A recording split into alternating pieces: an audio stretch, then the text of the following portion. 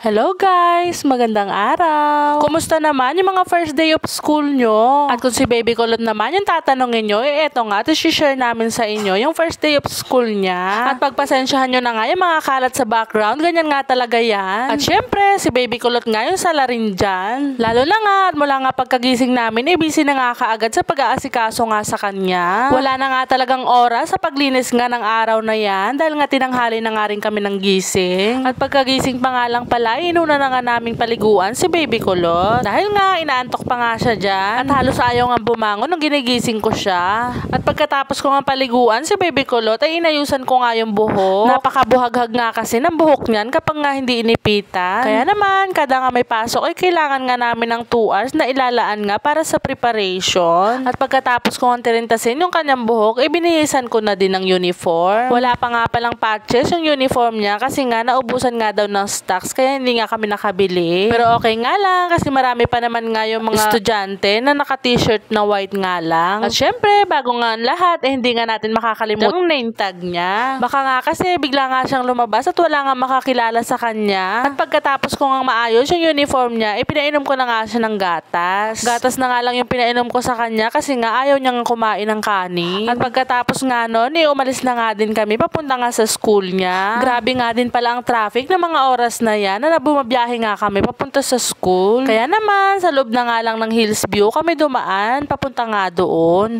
And finally, ayan nga, nakarating na nga kami sa school ni Baby Kulot. At ayan nga, napapahatching pa nga siya kasi nga, bagong gising nga lang siya, tapos biglang niliguan. At pagkadating nga namin sa school, ayan nga, at napakaraming mga parents nga yung naghihintay at naghahatid ng mga estudyante nila dyan. At ayan nga, si Baby Kulot at kinukulit-kulit niya nga yung baby na nakita niya. Mga ilang minuto pa nga rin pala kasi kami naghintay dyan sa may gate nga ng school nila. At ayan nga si Baby Kulot at masaya nga siya na nakita niya nga yung old classmate niya nung daycare. Gomer nga pala yung pangalan niya. At lagi nga kasama ni Baby Kulot sa sayawan at sa kakulitan ng mga panahon na yun. At sayang nga lang na hindi na nga sila magkaklase ngayon. Iba na nga kasi yung section nga ni Gomer. And finally, ayan nga, tinawag na nga yung section nila Baby Kulot, kaya naman pwede na nga silang pumasok. At dahil nga, nauna na nga sa room yung ibang mga classmates niya, kaya naman ayun si Baby Kulot at tinutulak-tulak nga yung bag niya. Kaya naman, na-realize ko nga na malaki nga pala yung bag na nabili ko para kay Baby Kulot. At buti na nga lang at may name tag siya at meron na ring section sa name tag. Kaya hindi na nga mahirap sa ibang teacher nga na nandyan para i-assist nga sila at ihatid sa room. Ng mga oras nga na yan, napaka-excited nga ni Baby Kulot na pumasok at hindi nga siya umiyak. Katulad nga ng mga nagtitrending ng mga bata na umiiyak nga kapag iniiwan na ng magulang. Mas naiyak pa nga pala ako nung pagkaalis niya nga sa gate at lumakad nga siya mag-isa papunta sa room nila. Hindi nga pala ako umalis sa gate hanggang hindi ko nga nakikita na nakapasok na nga siya sa room nila. Naaawa nga kasi ako at nag-aalala na baka hindi niya nga kaya na mag-isa nga lang siyang pumunta. At nung makita ko nga na nasa loob na siya ng room, umalis na nga din ako. At dito na nga lang ako maghihintay ng 3 hours sa may dulong nga. Bukod nga kasi yung pasukan ng mga estudyante at labasan nga ng mga pauwi na. At dito na nga ako nag-stay sa may bandang labasan nga nila. At nung mga oras nga na yan, sobra na nga yung traffic sa may katapat nga ng school. Bukod nga kasi sa mga magulang na mga naghahatid nga ng kanilang mga anak na papasok, marami rin yung pauwi. Napakalaki na nga talaga ng pagkakaiba ng mga estudyante nga noon sa panahon ngayon. Halos lahat na nga kasi ng bata ngayon hatid sundo nga ng magulang. And finally, ayan nga, at sunduan na nga ng mga kinder at kasama na nga dyan si Baby Kulot. And of course, excited nga ang mudra. Pero dahil nga, first day of school at nanibago pa nga si Baby Kulot, ayan nga, at kinausap nga kami ng teacher niya. Nagwala nga daw sa room at naghubad nga ng uniform. Kaya naman, ayan nga, nakasando na nga lang siya pagkalabas. Yun lang. Thank you for watching.